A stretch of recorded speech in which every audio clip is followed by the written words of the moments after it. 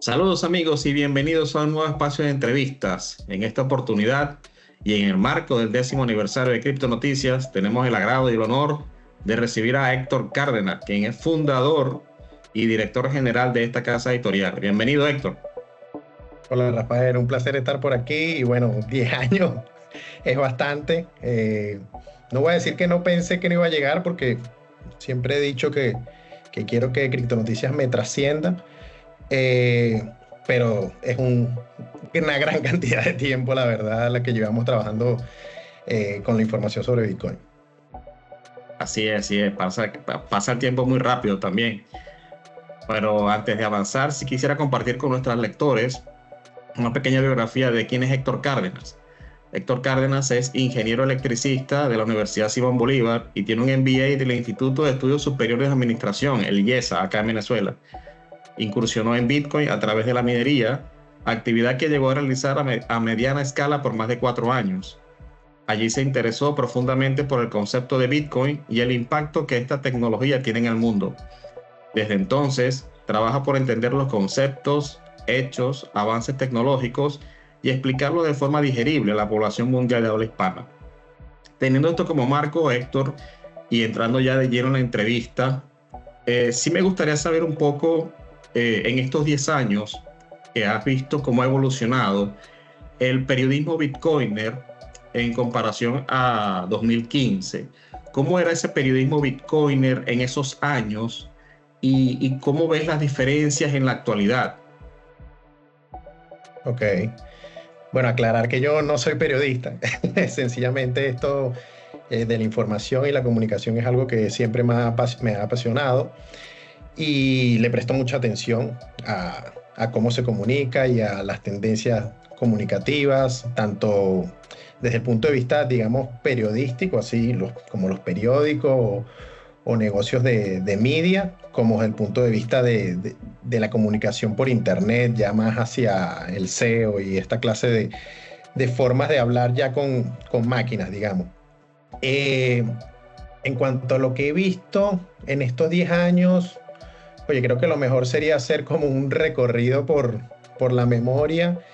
Y bueno, cuando inició Cripto Noticias, la verdad es que no había muchas fuentes de Bitcoin en español, ni fuentes en general, porque en inglés estaban bastante pocas. Creo que estaba CoinDesk, Bitcoin Magazine y no recuerdo qué otra, pero eran pocas. Y en español estaba Diario Bitcoin, que daba noticias con un espaciado muy grande para mi gusto, y estaba el bitcoin.org, que creo que no está ya muy vigente en la actualidad. Ellos lo que hacían era dar opiniones. Eso era algo para mí contradictorio porque si bien la opinión siempre es importante en los medios de comunicación, opinar de algo que nadie sabe siento que carece de sentido, o sea, porque en ese entonces, 2015, ya había bastante gente en Bitcoin, pero todavía no era algo masivo como vemos ahorita. Entonces, cuando nosotros iniciamos justamente con ese propósito de darle, primero que nada, regularidad a la información. Sacar diariamente 1, 2 noticias de lo que estaba pasando en el momento, y digamos que el trabajo entonces era bastante sencillo porque no es que pasara mucho. O sea, lo que pasaba era principalmente cosas tecnológicas, sorprendentemente algunas cosas de regulación en España, y sí, era todo un poquito más lento, y el periodismo, digamos que era como muy básico, era más como una especie de blog en la que tú buscabas fuentes y conseguías entender, y entonces digerías la información para la audiencia. A medida que pasaron los años, entonces se fue como, digamos, complicando el juego. Ya la cantidad de temas eran muchos más y la cantidad de complicaciones también eran muchas más, porque eran más cosas por entender. O sea, ya empezó a proliferar el uso que ahora sabemos, erróneo de la palabra blockchain, tecnología blockchain, y entonces todo era alrededor de esto, que si la blockchain para la cadena de suministro, que si la blockchain para los registros médicos, que si la blockchain para, no sé, curar el cáncer, o sea, cualquier cosa se inventaba y en ese entonces nosotros, siguiendo como la información, era lo que entendíamos que era la novedad alrededor de Bitcoin, pero al mismo tiempo éramos de los primeros que dudaban, que decíamos, ya va, pero o sea, esto de la blockchain es realmente lo que veníamos hablando de Bitcoin, esto es una parte de Bitcoin, o sea, ¿qué es esta cosa de la que estamos hablando? Igual no fue algo como rápido que hayamos resuelto, pues habrá durado quizás 1 o 2 años y después de esos 2 años salimos nosotros de esa palabra y la entendimos como lo que, en mi opinión, se tiene que entender y creo que lo está entendiendo la gente ahorita, que la blockchain es eso, un registro, una contabilidad escrita en criptografía y que ese libro contable es un archivo al final, es algo que está allí.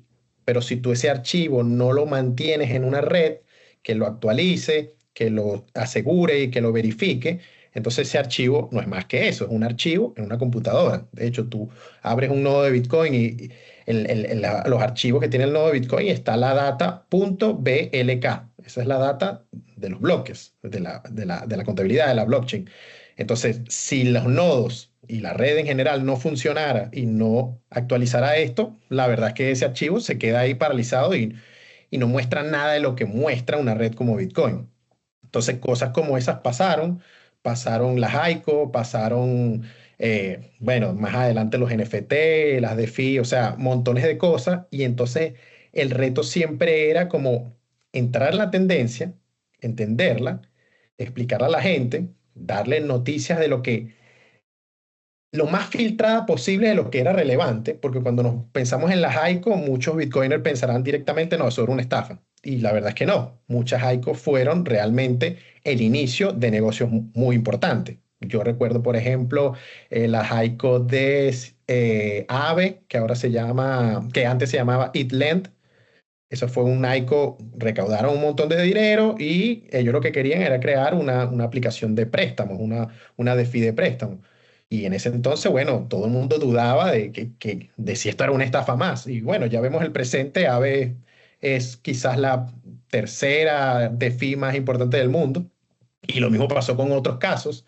No sé si Decentraland también tuvo una ICO, una recaudación de capital a través de emisión de tokens, pero lo cierto es que nuestro trabajo era muy difícil en el sentido de cómo filtramos esto, porque ahorita te hablo de 2 ICO y habrán habido 100 que fueron, digamos, bondadosas o decentes en el sentido que tenían un buen propósito, pero además de esas 100 habían 10.000, 100.000, a lo mejor 1 millón de ICOs que sí eran o con el propósito de estafar directamente o con un propósito de sueño, de como que, bueno, estoy soñando demasiado, entonces como ahora puedo levantar capital de una forma muy fácil, lo levanto y después ¿cómo se llama? Me gasto todo el dinero, me lo como todo y no llega a ningún lado.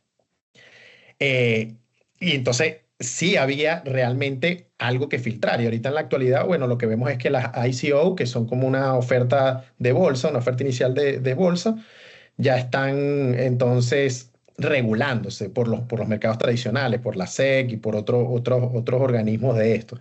Pero entonces, cosas como esas nos conseguimos y nos enfrentamos con distintos temas, hasta con los NFT, o sea, cómo filtrar, o sea, quitar el polvo de la paja y cómo dar realmente información valiosa a la gente, incluso cuando la gente en ese momento está dudando de la información que le damos, porque ellos también están viendo, no sé, las ICO son una estafa, los NFT son una estafa, pero no Sí, todas.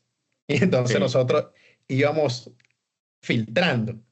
Y ok. bueno, después, no sé, avanzando en el tema, ya más en la actualidad, bueno, que empezaron que se masificó Bitcoin, que el sueño del inicio ya es realidad en gran parte, que ya los gobiernos dicen que es inevitable, como lo decíamos nosotros, y que ya los gobiernos lo están adoptando, como es el caso de El Salvador, Estados Unidos y otros lugares que ya lo están viendo ya no como un enemigo, sino como que algo, por un lado, inevitable y por otro lado, que se le puede sacar provecho, que es bueno, que es mejor. Entonces ahora lo que vemos es que el reto es más grande, más difícil, porque así como ahora está masificado y entonces entraron, suponte, los gobiernos y las instituciones financieras, entonces también entraron los medios de comunicación tradicionales. Entonces ya tú ves a Bloomberg, Sí. ya tú ves a medios grandes que hacían finanzas o hacían noticias de política y ahora hablan Forbes, ahora hablan de noticias de Bitcoin. Entonces eso te complica más el juego porque ahora son más ojos sobre el mismo tema. Pero lo interesante de cara al periodismo es que ahora yo sí podría decir que se está viendo más un periodismo profesional, tanto en criptonoticias como en general. ¿En qué sentido? En el sentido de que ahora sí la gente está compitiendo por conseguir la mejor información, conseguir fuentes exclusivas, conseguir entrevistas sobre temas que la gente se está preguntando. Y entonces estamos viendo diferenciación en un nicho en el que la diferenciación era prácticamente nula. Hace 5 años todos sacábamos la misma noticia.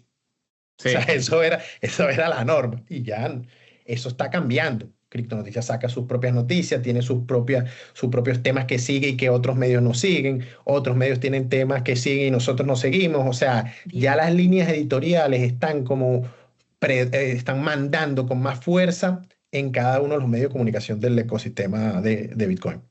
En esos primeros años y luego que haces un repaso hasta la actualidad, ¿no? Si bien Criptonoticias tiene esta orientación de ser Bitcoiner, evidentemente le ha dado espacio a las altcoins.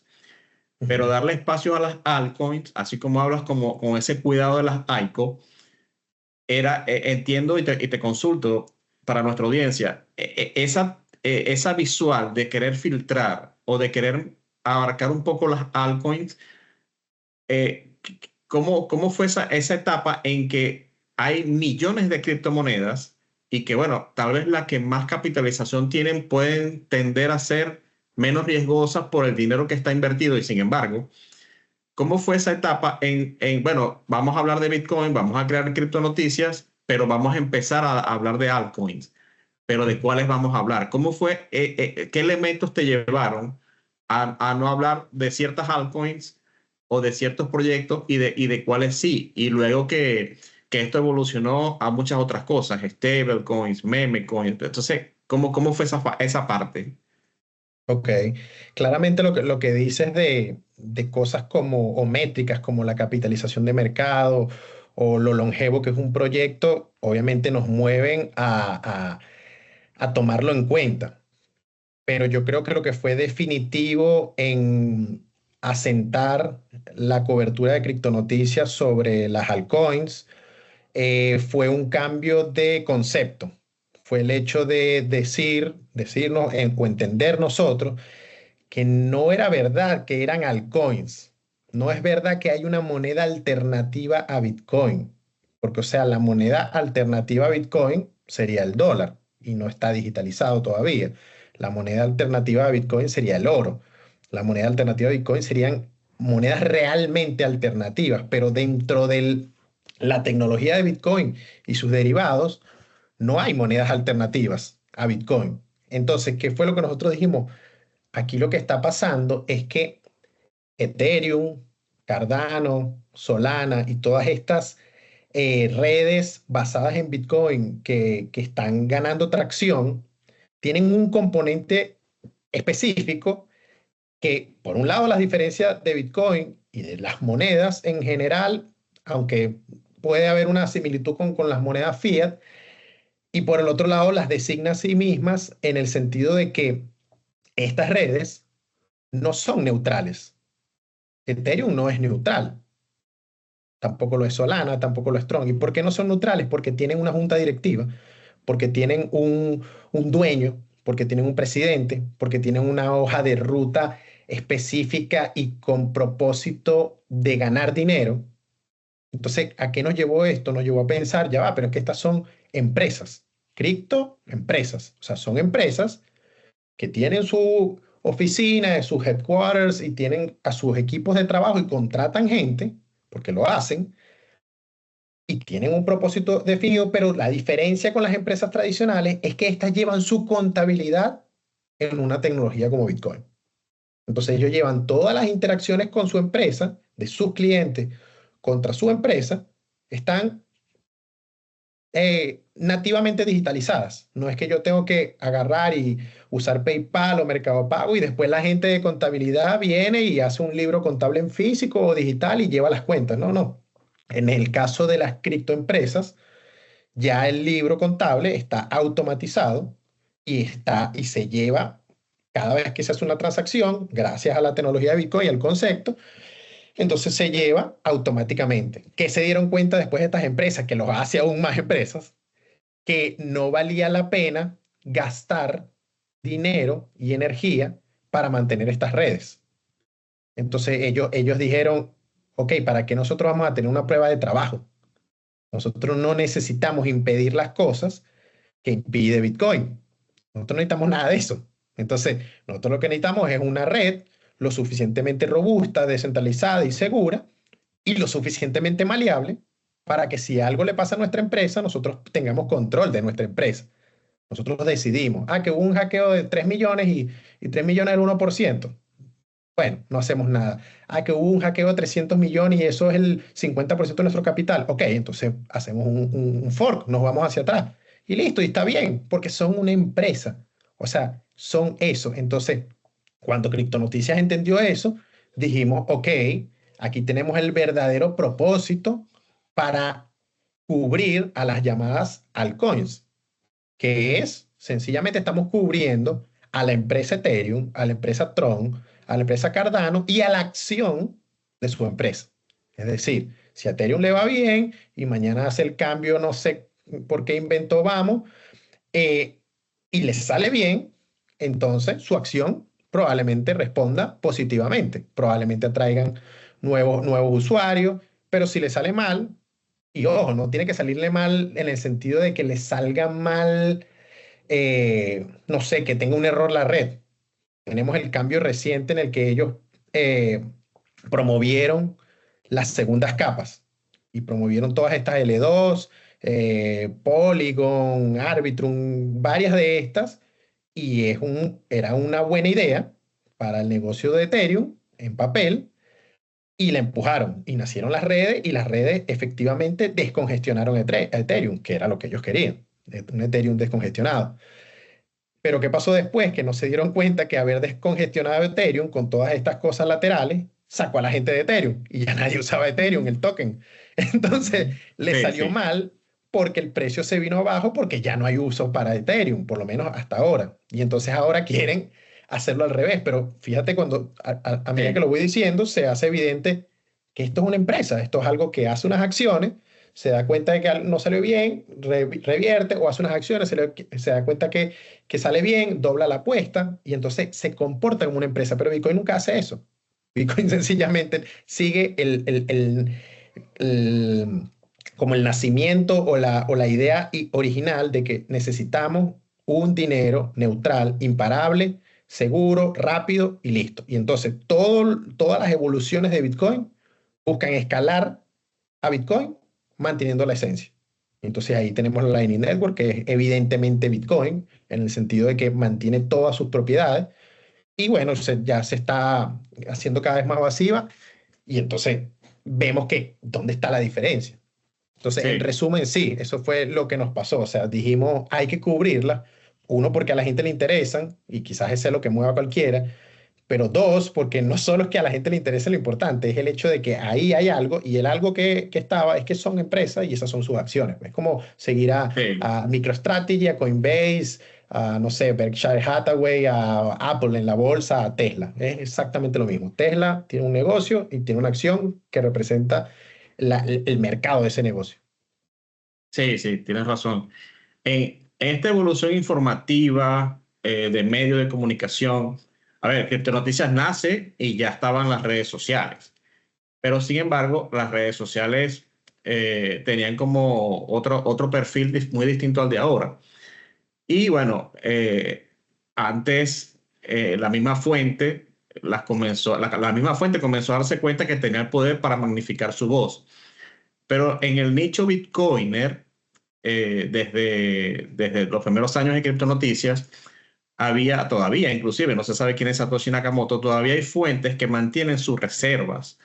Y te quería consultar un poco sobre cómo hacía Criptonoticias o los reporteros que estaban en el equipo en ese entonces para poder magnificar la voz como medio de algún arroba 0x2342 cuando no se sabía de cara al público si esa fuente que estaba citando Cripto Noticias, quién era, no se sabe quién es.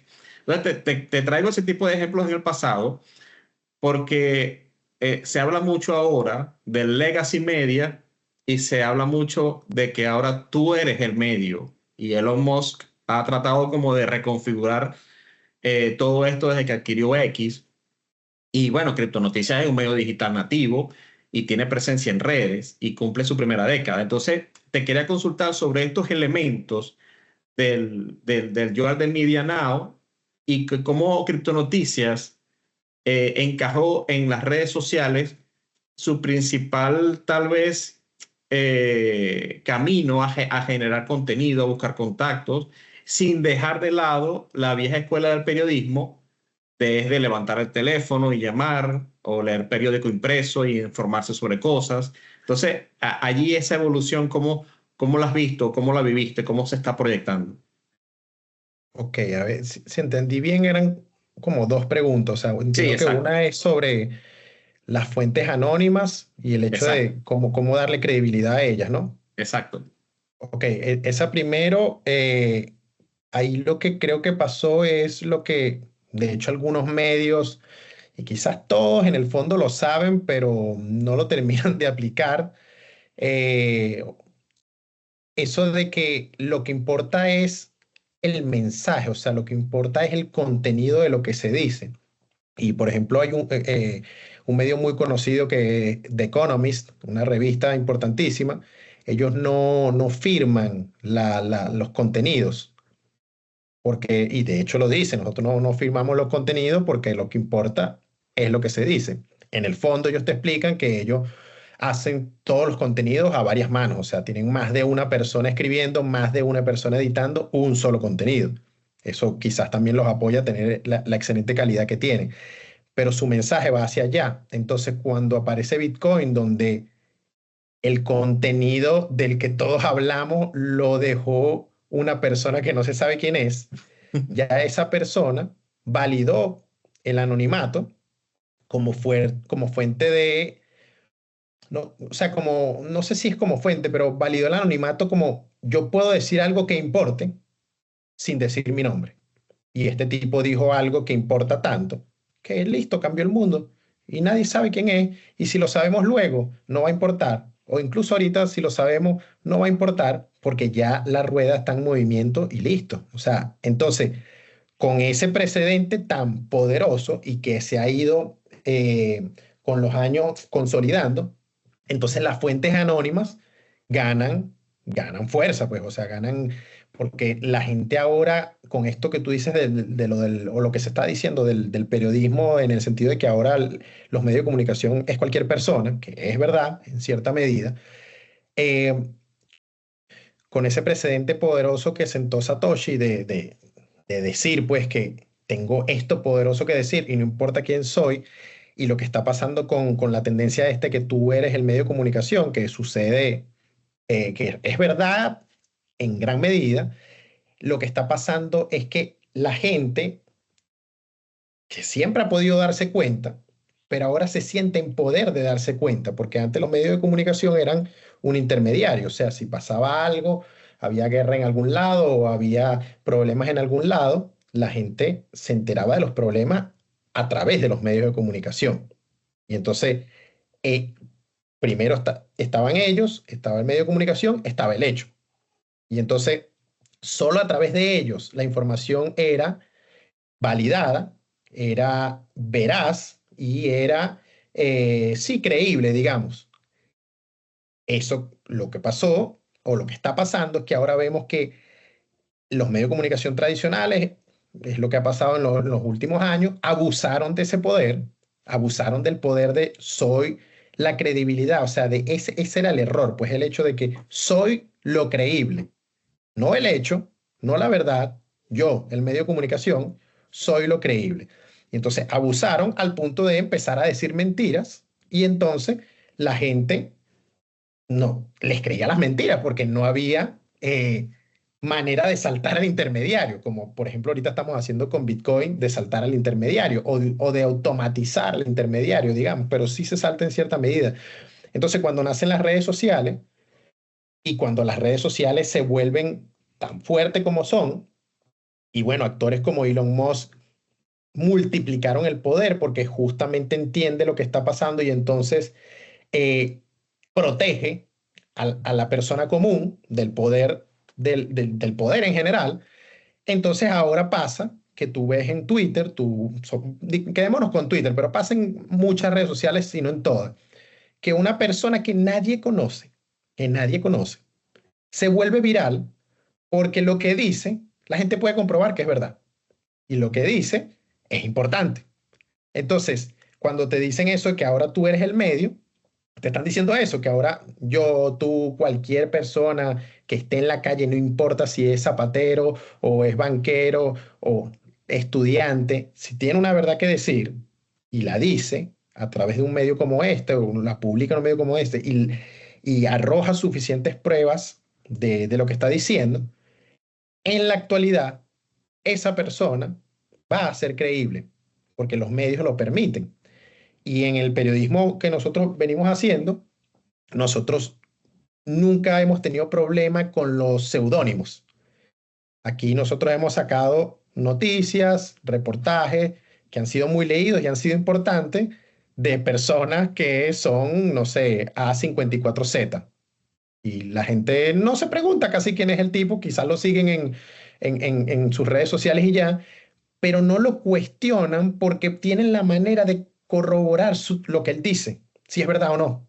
Entonces, ¿qué es lo interesante? Y es algo que a mí me gustaría quizás hacer, pero por otro lado ver, y a lo mejor no he buscado suficiente, pero probablemente ya esté por ahí sucediendo, que nazcan medios de comunicación anónimos, medios de comunicación así, que no sé, competencia del New York Times, 100% anónimos, que sean periodistas de los más experimentados y conectados que hay en el mundo, pero no den su nombre.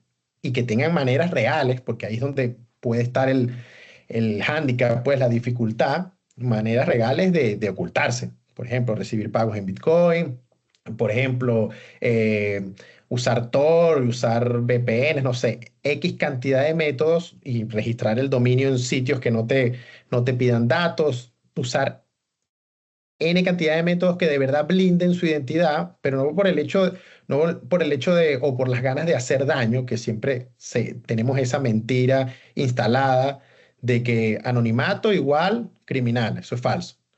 En realidad, anonimato igual privacidad. Eso es como el cuchillo corta el pan y el cuchillo mata a la gente. O sea, las dos cosas las puedes hacer con la misma herramienta. Con el anonimato puedes comportarte como un criminal o puedes sencillamente protegerte de criminales o proteger tu privacidad de que sencillamente no quieres que alguien sepa algo de ti. Y cuando hablamos de los medios de comunicación y el poder que tienen los gobiernos y que ejercen al unirse con los medios de comunicación, que eso pasó y está pasando, está como en el boom, pues, pero quizás está ahorita resquebrajándose y está haciéndose evidente. ¿Qué pasa? Que los gobiernos estaban tan o están tan de la mano con los medios de comunicación que, bueno, por lo menos aquí en Argentina, que está ahorita Javier Milei de presidente, una de las cosas que descubrió, que era un poco evidente, pero era que había medios de comunicación que recibían pauta, le llamaban, mucho dinero del gobierno para entonces hacer notas favorables al gobierno. Entonces, dañaban el periodismo. O sea, eso ya, lo que ha pasado en los últimos años y que ahorita como que se está arreglando gracias a las redes sociales y a cosas como Bitcoin y a esto de que la gente ahora tiene mejores herramientas, es que el periodismo, o sea, esta hermosa y necesaria profesión de contar la verdad al mundo, se vio afectada y dañada gravemente por lo que, de hecho, en las reglas de ética del periodismo dicen que no debes aceptar, que es que Sí, alguien venga a sobornarte o no sé, se dice coloquialmente, a mojarte la mano para que tú hagas algo, y eso se volvió la norma. Eso se volvió la sí, norma, pero se volvió la norma no necesariamente porque los periodistas querían, sino por la fuerza. Porque si tú no le aceptas a un gobernante o a alguien del gobierno que te dé un dinero para que tú le saques una nota positiva, entonces el gobernante venía y te metía preso, hacía algo, algún acto de corrupción y tú salías dañado. Y eso todavía la gente está a la merced de cosas como esa, pero cada vez más sí. cerca de alcanzar una libertad probablemente permanente en la que, si me preguntan a mí, yo veo esa libertad permanente cuando todos los medios de comunicación, o por lo menos la gran mayoría, sean anónimos. Y entonces la gente sencillamente lea noticias por su contenido, por la verdad ahí reflejada, la puedan confirmar o no, y entonces no creen eso y no les importe quién lo escriba. Entiendo. En en esta evolución, sí, las redes sociales han jugado un papel importante y el anonimato tal vez eh, chocaba con un poco esto de lo que comentas, ¿no? De saber quién está detrás de un seudónimo para darle como cierta credibilidad o valor. Pero luego que eso evolucionó o que ya queda como aceptado dentro del nicho comunicacional Bitcoiner, en este interín, luego apareció o fue desarrollándose a un nivel mucho más elevado la inteligencia artificial. Entonces, mi siguiente tema tiene que ver con esa integración de criptonoticias con inteligencia artificial, luego de sortear como una fase de periodismo tradicional, de periodismo digital, de periodismo integrado con redes sociales, de periodismo de trabajo remoto, etcétera, y ahora también con inteligencia artificial. Entonces, ¿cómo ha sido esa evolución en ese campo? Bueno, yo diría que un poco lenta, pero un poco lenta porque oye, la verdad, la evolución de la aparición y la evolución de la inteligencia artificial que el consumidor puede usar, porque la inteligencia artificial, así como el Internet sus inicios, llevaba rato por allí, pero que se volviera como se volvió con el hito de ChatGPT, y ahora, bueno, hay millones de negocios alrededor de esto, de Grok, DeepSeek, los que sea, y ahí sí se volvió para el consumidor, para nosotros. Y desde ese punto, que fue hace unos meses, digamos, en adelante, ha ido mucho más rápido de lo que uno puede aprender. Y yo lo que he visto, y bueno, cosas que nosotros hacemos es que la inteligencia artificial es como tener un investigador, un redactor, amplificar varias de las habilidades de las que ya tiene un periodista, amplificarlas y con eso, con esa amplificación, disminuir los tiempos en los que logra hacer cosas. Entonces tú puedes, no sé, necesitas investigar de las leyes de Bitcoin y con cierta guía llegas a que esta inteligencia artificial te arroje unas investigaciones que no son definitivas, pero te sacan del cero. O sea, muchas veces salir del cero es prácticamente lo más difícil que hay que hacer, no sé, al crear una empresa o al iniciar hacer ejercicio. Y entonces, con esta herramienta es fácil salir del cero, es fácil, no sé, tienes un bloqueo mental de escritura y necesitas hacer algo y bueno, le tiras unas cuantas líneas ahí de inteligencia artificial y te da algunos escritos que alguno disparará algo en ti y con eso trabajas. Y lo mismo con la investigación y lo mismo con la edición. Y yo creo que esto lo estará viendo todo el mundo. O sea, yo creo que en el nicho de Bitcoin ya vemos, hay algunos medios que tienen algunas cosas públicas con inteligencia artificial, sean traducciones, sean feeds. La verdad, hay varios medios de comunicación que están en esto y creo que no está todavía definitivo de cuál es la mejor cosa a hacer, ¿no? O sea, cuál de todos los usos que se le puede dar a la inteligencia artificial en el periodismo o en esto de la información es lo mejor a hacer. Eso todavía no está claro. Entonces estamos como en esa fase de descubrimiento de dónde usarlo y nosotros lo probamos, más todavía no tenemos esa certeza que creo que todavía nadie la tiene de respecto de, bueno, mira, este era el negocio tradicional del periodismo, o bueno, este era el negocio tradicional del periodismo ya con las redes sociales, que si bien es la esencia de la teoría periodística, cambian sus canales y su formato. Y ahora, bueno, viene esta tercera fase en la que ahora eso cambió porque hay un ente que es capaz de hacer todo lo que necesita hacer un periodista, pero digamos que no tiene propósito. O sea, no sabe para qué hacerlo o por qué hacerlo. Es todavía algo, y espero se quede así quizás por bastante tiempo, a lo que hay que darle instrucciones. Porque si no hay que darle instrucciones, ahí sí no sé en qué clase de problema estamos metidos. Porque estas cosas son mucho más rápido que nosotros y leen y ven y hacen todo mucho más rápido que nosotros. Pero es eso, o sea, yo creo que todavía, tanto en el nicho como fuera del nicho, estamos en una época exploratoria. Hay experimentos increíbles, hay podcasts y noticieros 100% con inteligencia artificial, que la inteligencia artificial hace el guión, la grabación, hace todo, la edición de video, hace todo, y los humanos como que revisan en ciertos lugares. O sea, hasta esos niveles se puede llegar, pero de nuevo, estamos midiendo todavía el éxito de si eso de verdad vale la pena hacerlo. Porque si bien la inteligencia artificial son distintas y están algunas politizadas y otras no, porque se comportan tal cual como un humano, o sea, tienen sus propias creencias y entonces tienen cosas que no dicen o cosas en las que tergiversan la verdad.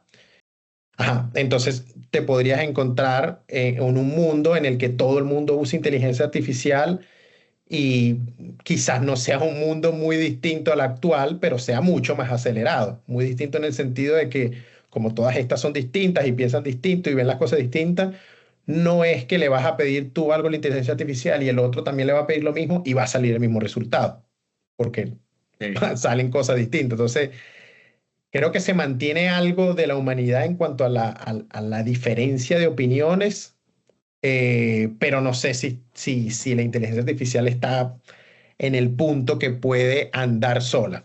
O sea, creo que es una ayuda y bueno, es nuestro trabajo buscar dónde nos va a ayudar, porque sí creo que no usarla es un error. Usarla demasiado podría ser un peligro, pero no usarla creo que es un error porque, oye, puedes hacer mejor el trabajo, puedes hacer más cosas y mejor. Ok, entiendo. Sí, sin duda es una herramienta muy poderosa de la que hemos estado experimentando en el periódico y como coincido contigo en que da como un potencial, tiene un potencial para expandir más ese disparador de ideas o cosas que se quisieran hacer dentro del periódico, dentro del periodismo en general. Héctor, te voy a decir algunos nombres a continuación para cambiar un poco la dinámica en esta parte. Te voy a decir Vale. nombres de personajes que han estado dentro del ecosistema y me vas a dar en 30 segundos, un minuto, tu apreciación de estos personajes que formaron parte o que son parte todavía del ecosistema, otros que Sí. llegaron, y me vas a decir qué te parecieron, qué te parecen ahora, pero en breve, en pocos segundos, 30 segundos, un minuto. Y voy a comenzar con Ross Ulbricht. Ross Ulrich, eh, pionero, valiente. Creo que hubiese sido distinta la historia de Bitcoin en el sentido de que quizás no nos hubiésemos dado cuenta tan rápido de cuál era su verdadero valor, porque recordemos que Ross Ulbricht usa Bitcoin en algo ilegal, en algo que debería ser parado. Entonces, el hecho de que haya sido tan difícil pararlo nos habla de las tecnologías que hay para justo lo que hablábamos antes, de que, por ejemplo, en un futuro el periodismo sea imparable, el periodismo de verdad. Entonces, Bitcoin con Ross Ulbricht brilló de esa manera, brilló como que, mira, esto es dinero imparable. Ok. Nayib Bukele. Ah, bueno, Nayib Bukele también bastante valiente.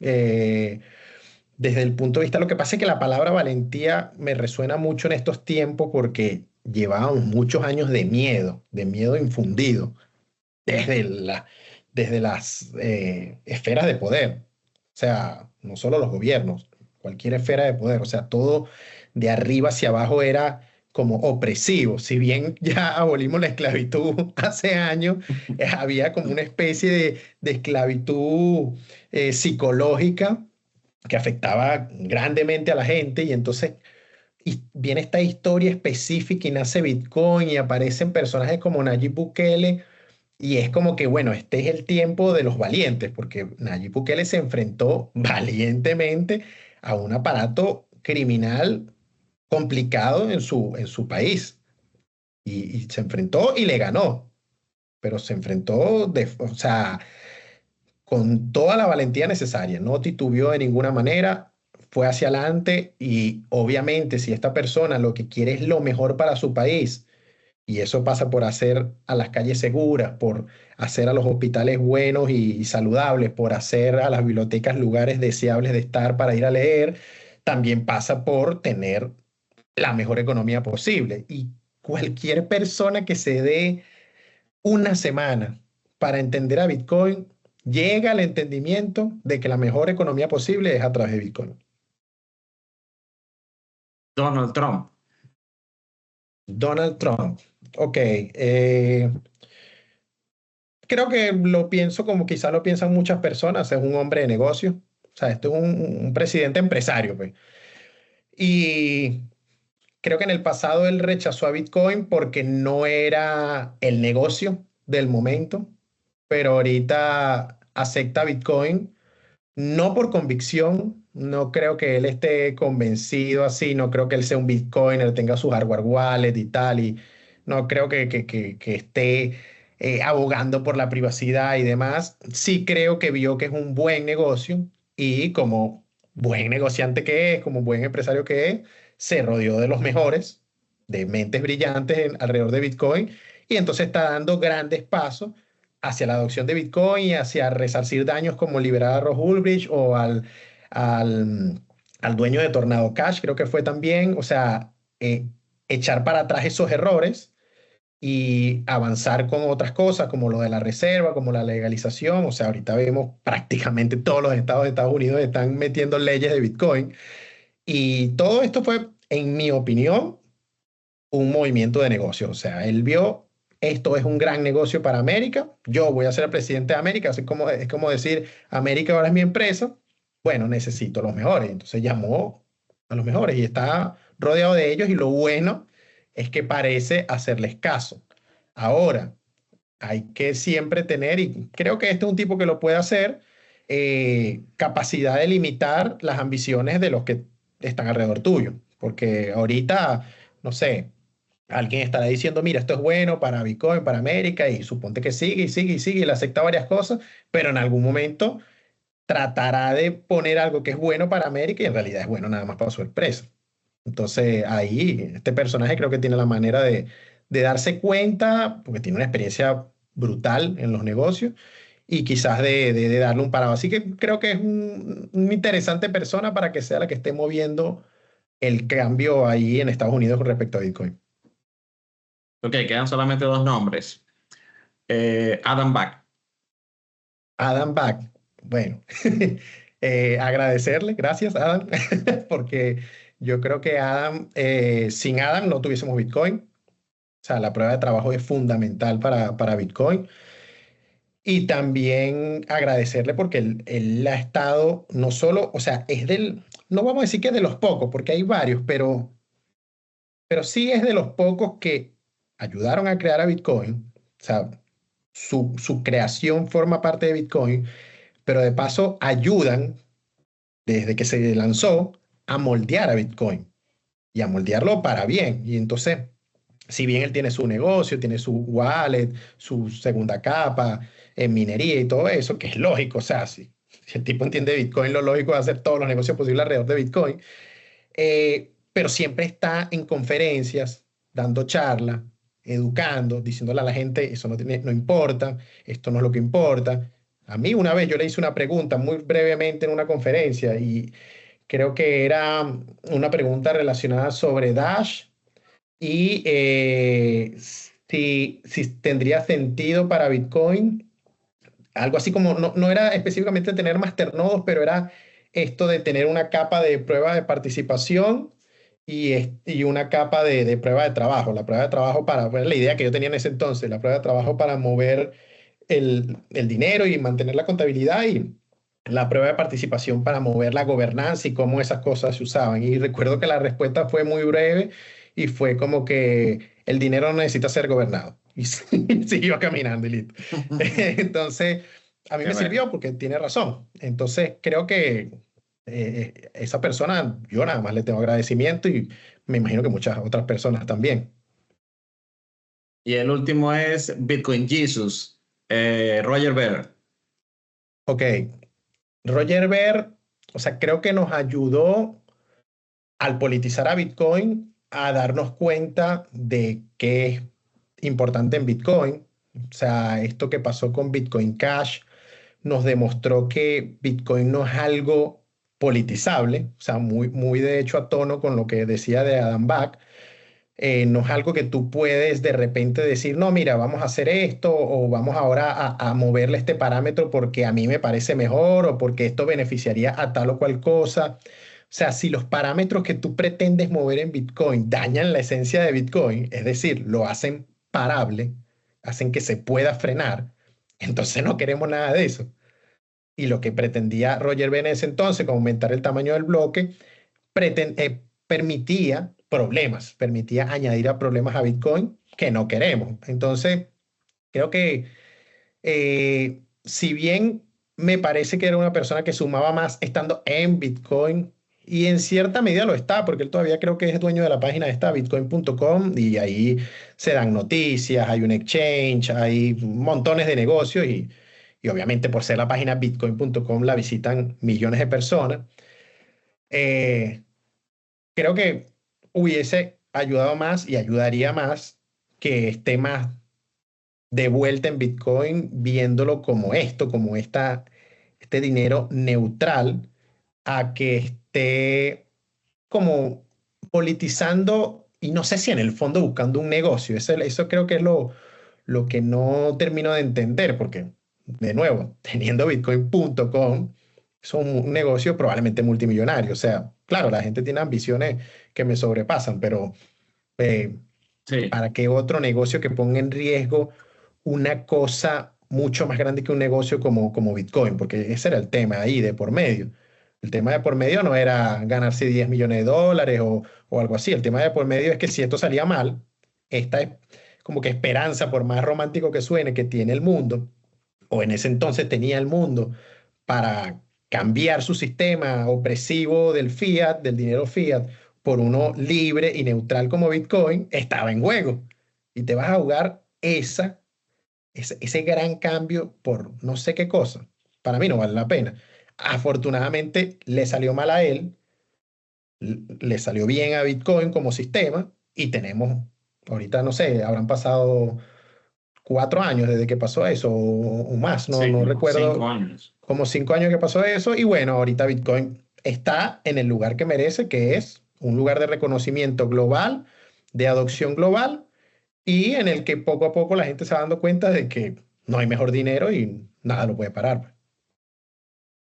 Héctor, volviendo un poco ya para criptonoticias, periodismo, una década Estuvo buena esa parece. sección de esa sección Sí, porque es un de poco para preguntas. colorear de cara a ver tu impresión en este tipo de personajes que se ven, en el caso de Roger Ver, como mucha gente lo tiene como héroe villano. Mm. Igual puede pasar en el caso de Nayib Bukele, el mismo Donald Trump. No te pregunté por Milei, pero también puede despertar eso de héroe villano y más todavía ahorita con lo que pasó con Libra. Ese tipo de cosas siempre es bueno saber la perspectiva de quienes están en los medios, de quienes están liderando proyectos para pulsar un poco esa parte de cómo los ven, ¿no? De cómo los ven, tú dices que, bueno, que más bien hay agradecimiento con muchas de estas personas porque de alguna u otra forma contribuyeron con Bitcoin y que, bueno, que hay personajes que, bueno, Ross Ulbricht terminó en la cárcel, Roger Ver está exiliado, no tiene, se quitó la nacionalidad estadounidense. Adam Back se metió en su negocio y ahí está y está difundiendo los principios de Bitcoin. Entonces, esa parte siempre es interesante de conocerla, ¿no? Pero volviendo un poco al periodismo, pasó una década y se dice rápido, ¿no? Pero viene una próxima década.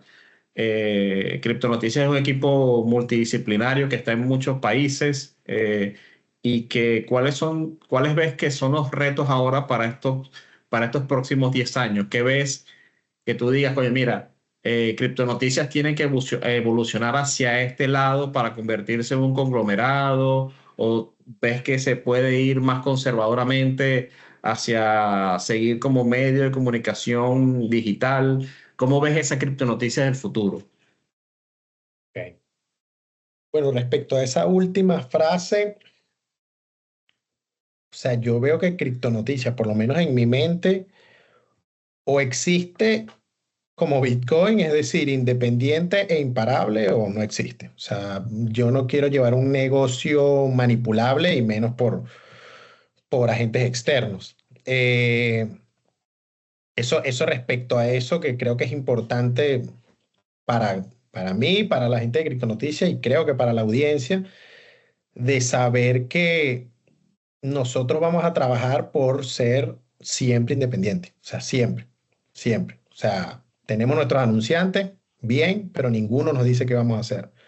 Eh, tenemos lo que sea que tengamos, está al margen de nuestra línea editorial. Y nosotros, eso es algo que no solo vamos a mantener, sino que necesitamos mantener porque, oye, es el mayor valor que tiene un medio.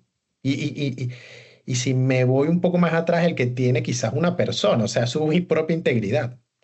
Entonces, creo que decirle a la audiencia o mantener ese compromiso con que nosotros siempre vamos a tener nuestra integridad, vamos a ser imparables en cuanto a conseguir la verdad y a buscarla y a difundirla, es algo importante recalcar que se va a mantener por todo el tiempo que dure Criptonoticias.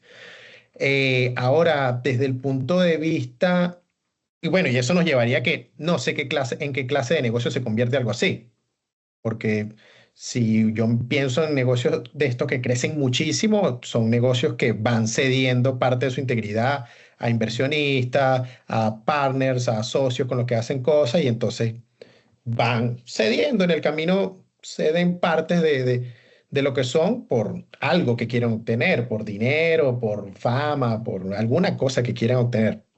Y no es nuestro caso, o sea, nosotros obtendremos lo que podemos obtener manteniendo esto. Que quizás es más lento, que quizás no es tan grande, no importa, siempre y cuando sea útil, útil y valioso para la gente.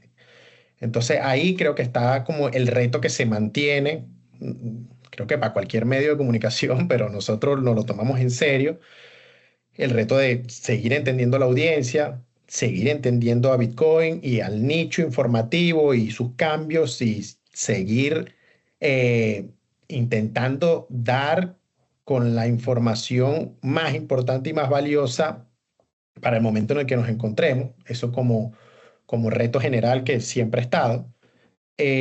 Luego cosas que son otro tipo de retos es el hecho quizás de buscar otros modelos de negocio. Queremos intentar con la suscripción, con las suscripciones, con financiamientos directos de nuestra audiencia que nos ponen en otro tipo de responsabilidad, porque hasta ahora siempre nos hemos financiado a través de advertisers, pues de anunciantes.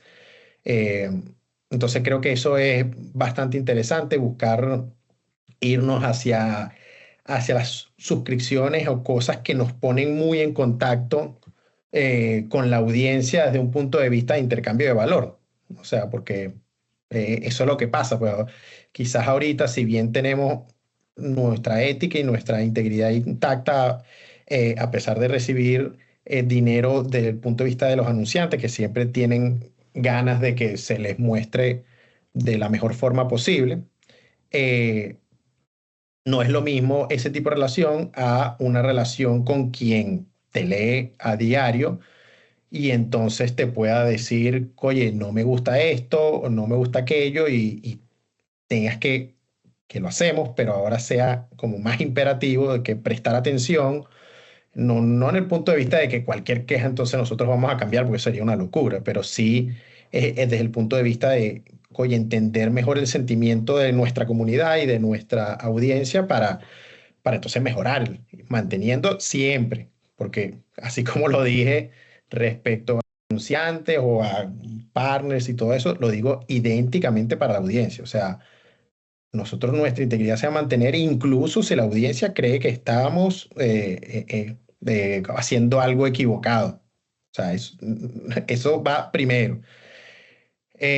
Luego es interesante y creemos que es algo que la gente busca, es tener una aplicación de criptonoticias que esté en los celulares de las personas. Ahorita hay muchas aplicaciones que están muy integradas a los celulares y entonces se vuelve como más útil aún y como divertido de tener, que esa cosa en la que tú confías, en la que tú usas, ahora forma parte, no sé, de tu rutina diaria, pero de esa rutina que ahora prácticamente es el celular para la mayor cantidad de personas del mundo que hay. Pues entonces eso creo que es un reto interesante y bueno, seguir en esto de como de encontrar, no sé si es encontrar, pero porque ya está, ya la tenemos, es más como de profundizar nuestra propia voz y forma de decir y de hacer las cosas eh,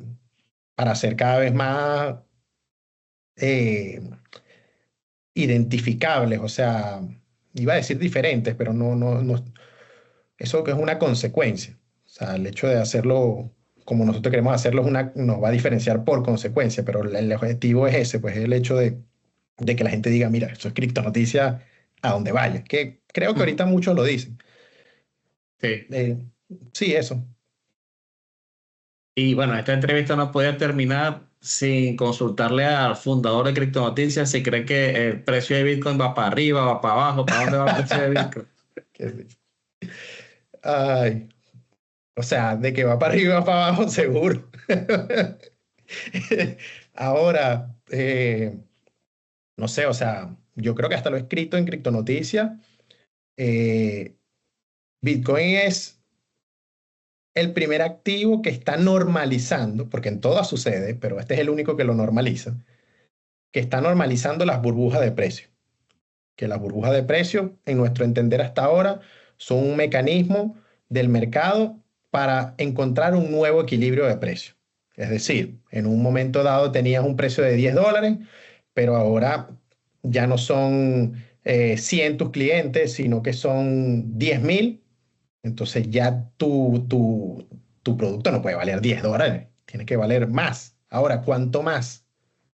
Entonces, para saber cuánto es ese cuánto más, te vas hacia arriba hasta un punto que ya se vuelve, ¿cómo se llama? Exagerado, y después caes hasta otro punto que de nuevo se vuelve a sentir como exagerado, caíste demasiado, y después rebota y entonces te quedas como en una gráfica amortiguada, de esas que hacen, sube hasta lo máximo, cae hasta lo máximo y va cada vez haciendo menor impulso hasta que se queda como algo de eso cardíaco, un electrograma y se queda como alrededor del medio. Si vemos la historia de Bitcoin, la gráfica, y uno la empieza a cortar en periodos de más o menos 3 o 4 años, puedes ver fácilmente lo que estoy diciendo. O sea, puedes ver el golpe hacia arriba, el golpe hacia abajo que no baja hasta el anterior, porque ese precio ya no es, ya todo el mundo lo sabe, y puedes ver cómo rebotas hasta que llegas a un precio que dura como 2, 3 años en ese precio, porque estamos en una adopción. Entonces,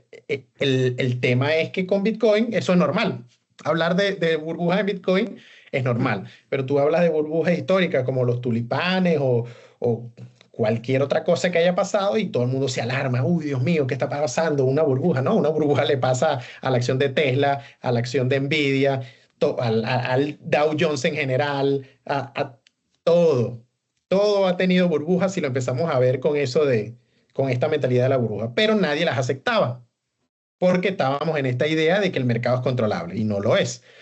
Entonces, ahorita con Bitcoin, yo creo que estamos en una fase de descubrimiento de precios, lo que implicaría que estamos acercándonos o dentro ya de una potencial burbuja que como burbuja va a explotar, pero no es que va a explotar y entonces vengan los otros medios de comunicación que con fortuna lean, vean esta entrevista y entonces descontextualicen mi oración y digan, no, el director de Criptonoticias cree que Bitcoin es una burbuja. No, no, no. Bitcoin no es una burbuja. Bitcoin, como todo activo financiero que pasa por una fase de descubrimiento de precios, tiene burbujas.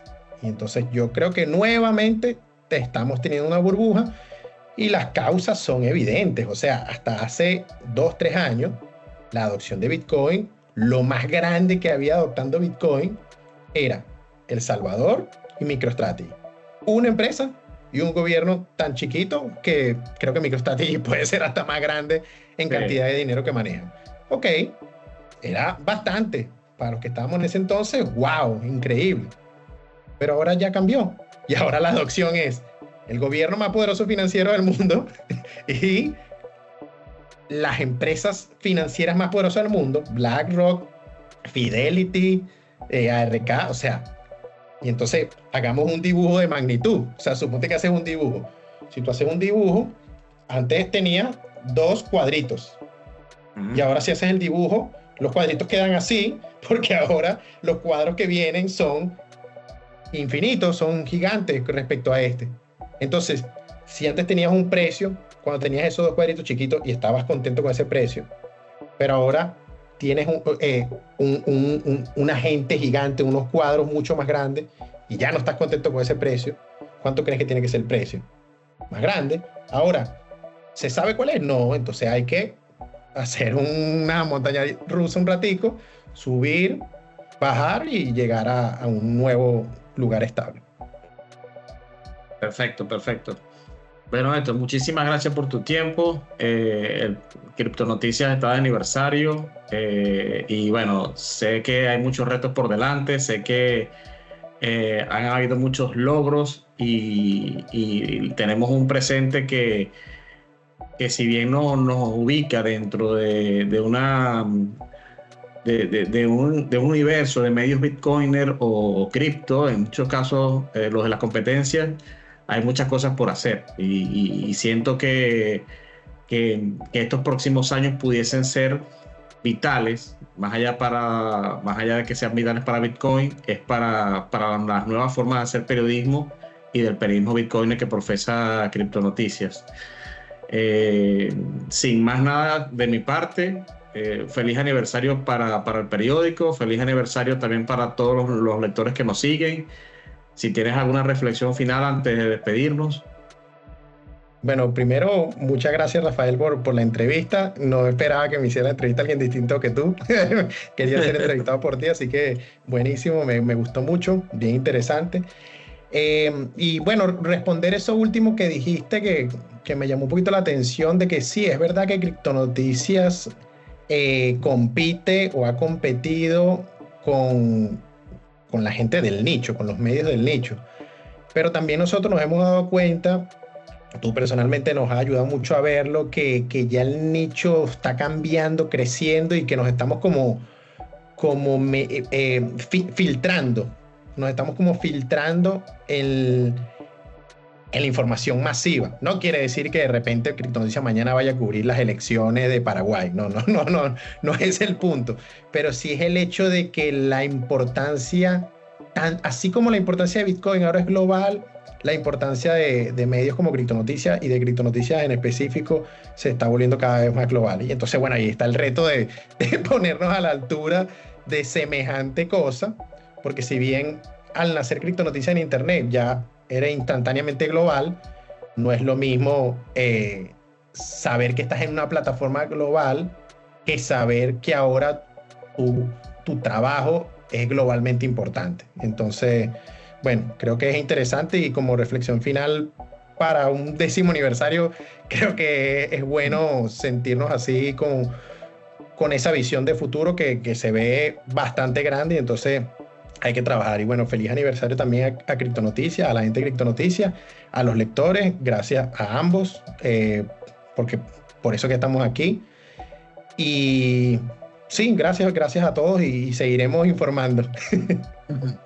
Bueno, muchísimas gracias, Héctor. Muchísimas gracias a todos a quienes estuvieron acompañándonos hasta este punto del video. Que tengan todos un feliz aniversario en Criptonoticias. A todos los lectores, muchísimas gracias por acompañarnos. Hasta luego. Hasta luego.